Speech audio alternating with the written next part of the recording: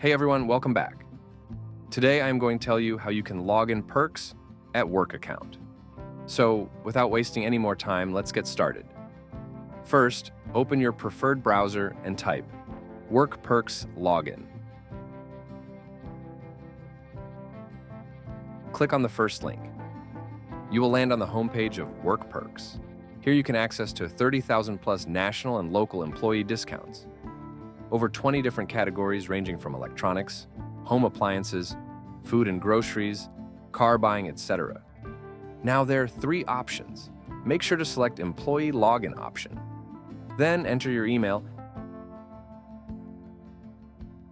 and then password and click Login. And voila, you've successfully logged into your account. In case you can't remember the password, you can always click Forget Password Username link at the login page. This will take you to Password Reset page. Here you can enter your email address that used while registration. And an email will be sent your email address. Through that link, you can reset your password. You can also use Find My Account feature if you can't have access to the email through which you have registered. Click on Find My Account Wizard option below. Here enter your details like company's name, your first name and